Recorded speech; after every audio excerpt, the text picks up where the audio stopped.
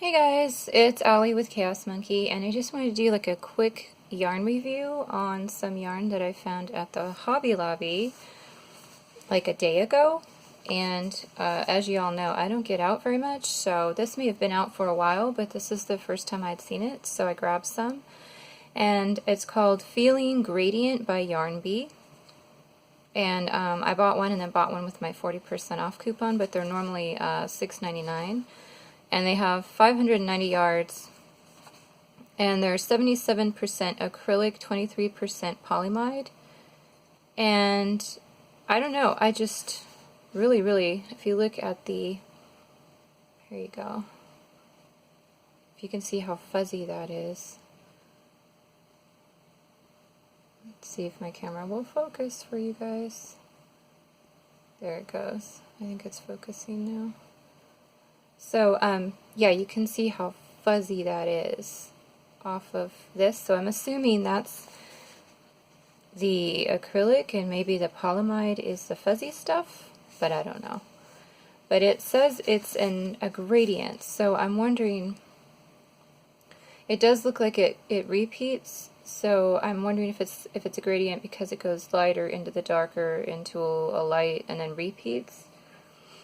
That type of gradient. But anyway, this color is all purples and some dark magentas and some pinks and some really light, I want to say light pinks, and then it just repeats. So it just repeats this color scheme all the way into the middle. And the color on this one is called Violet Vortex. If you guys want to see all the numbers on there. So, and then I got a second color right here, and you can see it does the same thing, it just repeats. And this one's in, all the stats are the same of course, but it's in On My Onyx, looks like. And you can see how fluffy this is. So yeah, I mean, that's pretty cool. I like that they're coming out with some fuzzy stuff for fall. I haven't seen anybody make anything out of it. I haven't seen any projects like on Ravelry or anything. So if you guys have any ideas what to make with it, I was thinking probably a cowl of some kind. I haven't worked with it yet, so I'm not thinking knitting. I'm thinking probably crochet would be easier in this type of yarn. And maybe do something like on a big hook, so it's more open and airy. You're not trying to make a tight fabric with this because it wouldn't be good. Unless I mean, because this is really thin in itself. It says the size is, oh, it's always so hard to find. It says a 3 right here, 3 light. So if you want to do a really dense piece, I might swatch and test it out. And then maybe crochet and knit, or maybe, I don't know, you couldn't even do an amigurumi with that because it's so fine that it would be like super duper teeny, because this is, it might be a 3 with the fuzz combined, but this actual thread is like lace weight inside. So if you're going to do a really tight gauge, it's going to be like tight gauge. It's going to be a little difficult to work with, so I'm definitely going in the bigger direction. And plus I don't want to squish all the fuzz. I want to really try to accentuate like a looser garment to have it more soft and fuzzy, but not too loose. I don't know. I'm still trying to think of what to come up with. I might make a pattern, or I might go online and try to find something that might work with these. So yeah, I just want to do a quick kind of a review. I'm really fascinated. This is really soft. I didn't even tell you how soft this was. So you can see the fuzz, and it's like super soft, like really soft. I'm not sure if it'll be the same soft when it's in a garment, because maybe you'll feel more of this cord in the middle. The cord is not so soft, which is understandable. It has to be tough because they kind of spun the fuzz into the cording. So I definitely want to test it out, see if the fuzz comes apart when you're working with it. It doesn't seem like it will. And maybe after the first wash, see if it stays this soft. If it changes this, if it fluffs back up. The washing instructions say you can wash it 30 degrees Celsius, but no dryer, no iron, No dry cleaning, none of that stuff, obviously. So, really curious. Yeah, it's really, really soft and awesome. So I'm hoping to make something pretty awesome out of it that'll hold up. So if any of you guys have already worked with it, let me know. Tell me what pattern you did. If you're interested in working on it, I did see, I mean, I think it'd been out for a while because it looked like there was a lot more on the shelf, but all of it was empty, so I only had like 3 colors left. 3 or 4 colors left, and one was like more of a pink color, and then these 2, and then like one other one, like a blue, I think. But it looked like they had a lot more colors in there at one point. I don't know if maybe they were stocking them, or maybe like it had run out and they were going to restock. But it's really weird if you can see the difference in size. It's the exact same yardage, but because of the color difference, which is the only change, look how much bigger the purple cake is. It's like really big. I don't know if it just kind of tried to escape the label and expand it a little more. But this guy's a lot more. Same yardage, same yarn, but you can see the difference there. Anyway, I just thought that was funny. So I'll keep you guys posted when I make something out of it. I'll show you guys and kind of finish up the review of what I thought with knitting, crocheting, you know. I'll do some swatches too so you guys can see them. I'll take pictures. I'll probably do a swatch and rip it out, but I'll make sure I take pictures for you guys so you can see it at a tighter gauge and then what I make with it. But anyway, I was really fascinated by this stuff. It's so soft. So I don't know if it's going to be a nightmare to work with or just, you know, different or just fun. And I'm really curious to see how long these stripes are. I mean, there's a lot of yardage, so I'm assuming that as you're working, depending on the size of your piece, that you'll get a good chunk before it switches again. But again, we don't know. We don't know until I swatch it, until I make something out of it. So, super fun. So, okay, you guys, I'm going to go ahead and go. If you like what I do, you could buy me a coffee. I have a link in my description box below. If not, no big deal. If you just like and subscribe, that is really helpful and would really help me out. Alright, you guys, I'll keep you posted on this yarn. Okay, talk to you later. Bye. Okay, guys, so I am actually going to try to do a little bit of knitting and crocheting with this guy and attach it to the first video. And it asks for 4.5 knitting needles and 4.5 crochet hook. And I don't think I have a 4.5 crochet hook because an H is a 5, an I is a 5.5, and a G is a 4.25. I don't think I have a 4.5 G or anything. This looks like it's a 4mm G. So anyway, I'm going to go ahead and just kind of show you guys how it works up in, let's see, let's do the bigger hook. What did it want, a 4.5 again? Yeah. Let's do the 5mm. So this is a H. Just to kind of show how it looks and how hard it will be to work into. So I'm just chaining real quick, and I'm trying to chain a little loose, but as you can see, we're already kind of losing the stitches. So you can see them through the dark thread that kind of holds everything together. I'm just going to single crochet my way back here. Single crochet US. Anyway, and yeah, this is definitely getting hung up like right away. It's getting caught on itself. I'm trying to pull gently, so you can see you'd have to go fairly slow. You could maybe do some amigurumi with this if you wanted. And as you can see, as I'm working into you don't see this dark thread as much.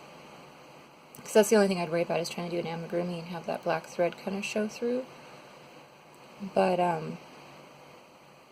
if you go in a smaller needle and slowly, you might be able to get a decent fabric that doesn't have it show through quite as much. I'm still seeing it here and there. And it does kind of make inconsistent stitches. I'm curious if you hold it with another yarn what it would do, but you may not get the gradient effect as nicely unless maybe you hold it with like a, I don't know, like a cream color that won't interfere too much with the gradient of these like darker browns. Maybe it would be better to hold it with just a normal acrylic, or because this seems to be a real pain in the butt to work with so far. I'm going to rip it out and see how hard it is to rip back. And you can see it is grabby. Uh-oh. Hold on. There we go. Yeah, it's not going to want to rip out at all, you guys. Even if you go gently, just, you know, pull it apart as you're ripping back. We'll see how chewed up it looks. Okay, so I got it all out. It doesn't look too bad for wear and tear, but it's definitely not going to be a super easy one to work with. I'm going to go up a hook size. Something more lacy for sure, so that you can just work into the spaces once you get the chain started, instead of working into like tight stitches would probably be the best way to go with this particular yarn, or holding it with another yarn to see how it kind of comes out together. Might make a pretty cool cowl if you held this like you would like with a mohair with like a wool yarn, like in knitting, or instead just kind of hold this acrylic with a normal acrylic, crochet a cowl. Again, I'm just doing single crochets because I'm not trying to do anything super loosey-goosey, because you know that'll be easier. Like I said, I'm most likely going to make something that I can work into the spaces. So you really only have to struggle through the starting chain. But yeah, it's pretty inconsistent. Oh my gosh, I hope it was focusing for you guys. It's pretty inconsistent, and it's hard. It's really hard to see what to work into. So that first working chain is going to be a little tough, but after that, if you work into the spaces, like if you have some big shells or something, it'll be a lot easier. Now for knitting, I'm going to go ahead and pull out some 4.5, which is what they suggest, knitting needles. I don't know if it's going to focus. There's too much stuff in the background, I think. But anyway, it's a 4.5. Oops, I'm just going to do a quick 5 or 6 stitch with a long tail. Ooh. 1, 2, actually we'll do like 10, 3, 4, oops, 5. I'm trying to leave them a little spaced out. 6, 7, 8, 9, 10, so that I can find them. And again, we know this is not going to be easy to rip out in either crochet or knitting, for that matter.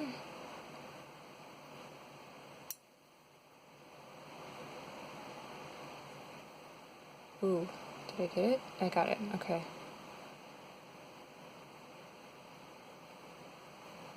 Just gonna knit across, and then I'll try to show you guys where it's not blurry. It's already getting a little tight there to work with.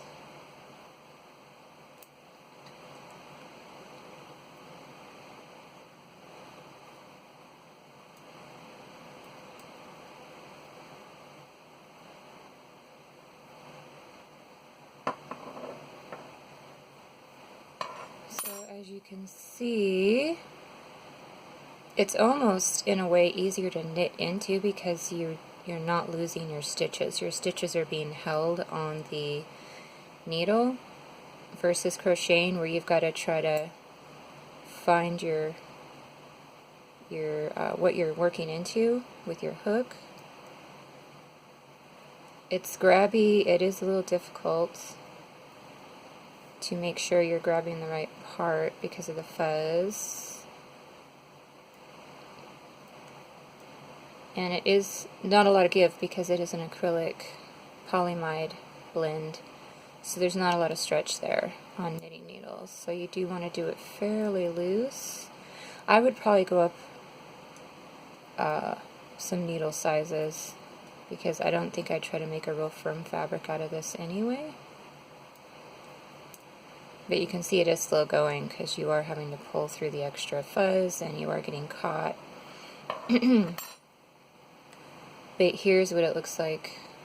Let me see if I can get it to focus up close.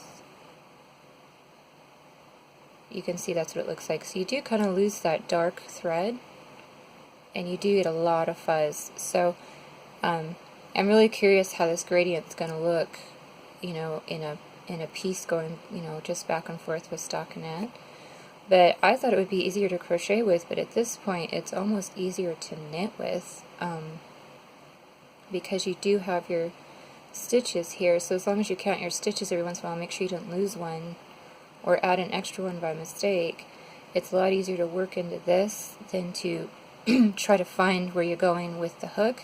But that's only in the beginning chain. Like I said, if you're crocheting and you use the big hook and you, after you get through your starting chain, if you're just going to work into spaces, the crocheting might go easier at that point. Either way, the crocheting will definitely be faster.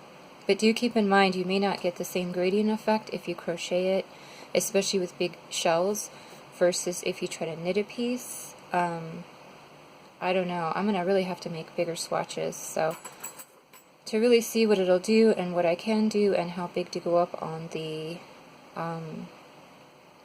hook or needle size. Because like I said, they suggest 4.5, and that's, I'm showing you what the 4.5 does on the knitting. So, and again, it does not rip out nicely, so you should swatch this only because you don't want to have a piece that you're going to have to rip back a lot, or a pattern you have to rip back a lot. You have to know that it will cooperate with this yarn, because yeah, this is, you might lose some if you have to rip back. Ooh, that one's really, I got some fuzz intertwined, I think. So anyway, I'll go ahead and add this piece just so you can see right away how it reacts. I don't even think I can get I might lose this because I can't rip that back at all. So yeah, I'll keep experimenting, and if I get a decent swatch out of it, I'll definitely take a picture. Ooh, I did get it. Okay, take a picture and add all that in if I do a finished item, so you can kind of see how I swatched it first and how it reacted, and then show you the pattern I chose to actually work with. It's definitely not going to be an easy yarn to work with, but it does look like it'll be fun. So if you do like novelty yarns or specialty yarns, it might be something you would be willing to work with. I'm really curious what it's going to look like in a piece. So even though it looks like it's going to be a pain, I will probably find something to make with it. I don't know. I don't know. I don't know if I'd want to hold it together with, like I said, with a non-color challenging yarn, like a nice beige or something, so that you can still see the color gradient on the whole piece.